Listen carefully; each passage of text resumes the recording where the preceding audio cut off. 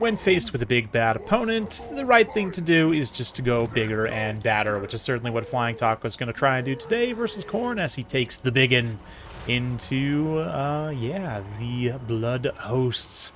Let's take a look here at Khorne first. He's got the Regiment Renowned Hellforged Bellowers, Arball on his Fleshhound here. We've got some Minotaurs, a couple of them with great weapons, plus a Blood Beast for like a cheap one. Some Bloodletters, some Khorne Gores, and some Furies. More Furies and Khorne Gores in the Vanguard over here. As for the Green Tide, a couple of Bolt Throwers to provide some cheap anti-Skull Cannon missile fire. We've got some Orc Boar Boys and some Orc Spears as well. Orc Boys up front, a couple of Black Orc great weapons here. Orc Shaman, the Biggin, and of course Gorbad to juice up the Biggin. He has lots of good synergy abilities, but mostly just a great leader. Plus 10 melee attack, melee defense. Is great for the Rogue Idol. To Flying Taco did not bring, yeah, the other like direct single target buffs, which do synergize quite well with big expensive single entities. But he does have Gorbad's self buff, which is nice to see. But Khorne gonna get the engagement started, kind of come down. See Fists of Gork being popped there on the boys as they fight it out with the Khorne Gores. Going to be very cost-effective engagement for them in melee, at least initially, until more Khorne forces arrive. You can see the Khorne Skull Cannon continuing to shell in melee here, doing some really nice damage to those Orc boys. Definitely getting clobbered on that melee engagement initially. Yeah, even with Fists of Gork, those Orc boys actually not trading amazing. Into the Khorne Gores. Yeah, Khorne Gores, even with the nerf, are quite good, it seems. Yeah, looking like the compromise is on as Furies try and dive down and get on the Bolt Throwers, but Taco's able to mostly protect them, keep the Goblin crews from routing, keep them both online, firing. The Hellforged Bellowers is kind of in the trees, but not really getting much benefit from it so far forward. Not blocking any of the shots there. But, yeah, Orc Boy Spears holding admirably, even though they're definitely outmatched against Khorne Gores. The Blood Beast charging in, the Black Orcs reinforce.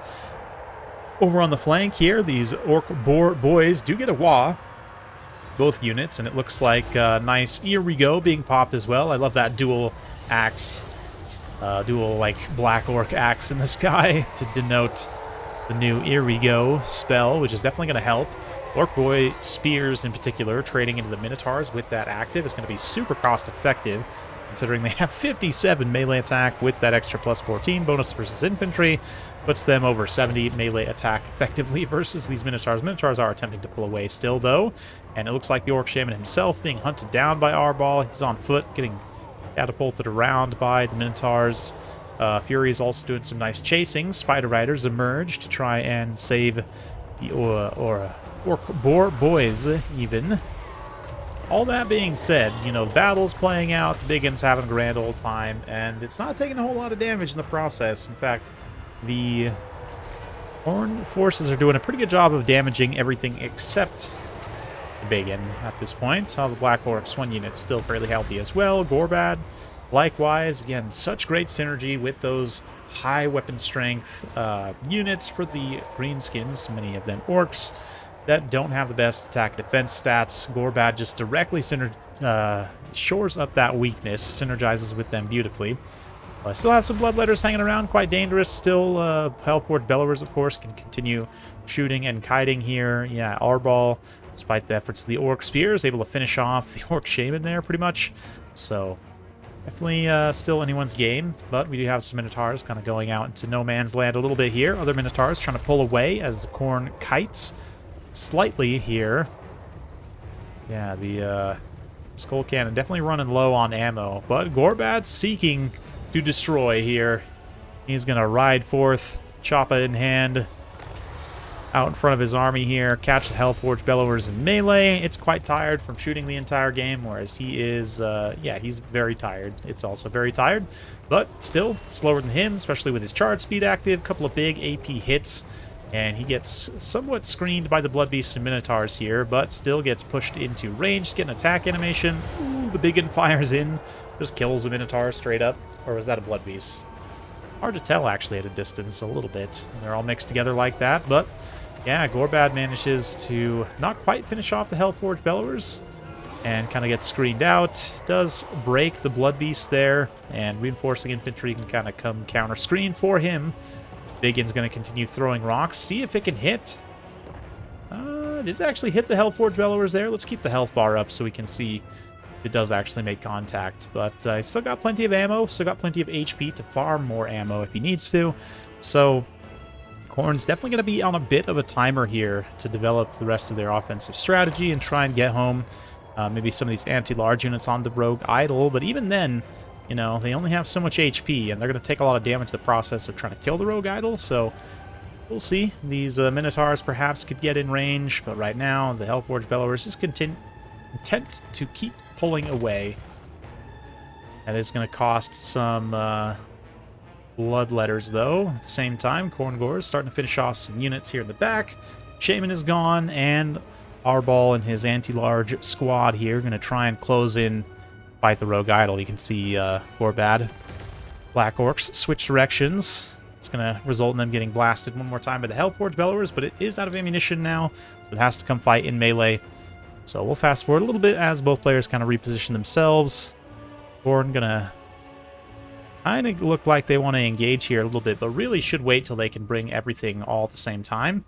The Rogue Idol has used the last of its base ammunition, so it need to damage itself to get more, but yeah, Arbol charges in here very bravely all by himself. Morglor the Mangler is going to be activated by Gorbad here. You can see, I guess he was trying to like form up a big blob to try and drop a Sword of Khorne here, which he is going to be able to successfully drop. Doesn't do a whole lot of damage, maybe a little bit on the Black Orcs, but in the process, Arbol took a bunch of damage while these other units were kind of still regrouping and getting into position.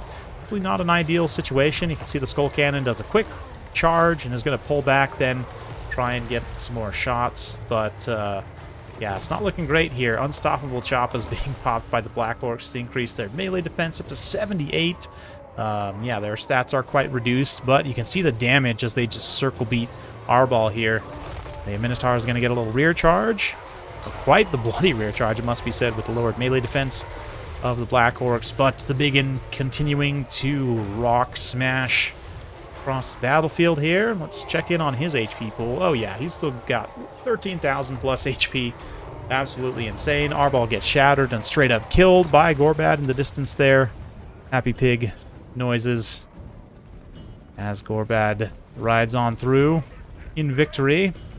The rest of the Khorne force is going to rout there, and that will be a game. So, very fun one for sure. Big thanks to Flying Taco for sending that one in. And yeah, nice to see the Biggin performing quite well, kind of being the anchoring piece that ultimately, even if it didn't get a crazy amount of value in and of itself, just ultimately led to the victory, I think. Nice to see some good value on Orc Boys, trading very cost-effectively up into different Khorne units, definitely with the buffs. That's one reason why Gorbad's pretty good, is because he can buff those units to trade so well up into more expensive units. Yeah, the Biggin, of course, mentioned already. Bolt throwers managed to pay for themselves. Nice little pressure here just to keep the Skull Cannon honest. It still does pay for itself. Minotaurs, not so much. Blood Beasts, I don't know. I think in some matchups, maybe you just want to go a little bit wider with Blood Beasts and try and take more units. Like, one more Fury in here arguably is just better.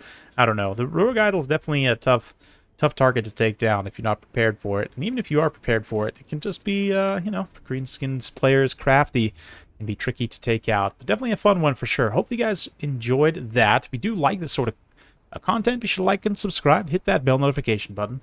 Every time I upload a new video, you'll be notified. Thanks again. We'll see you next time.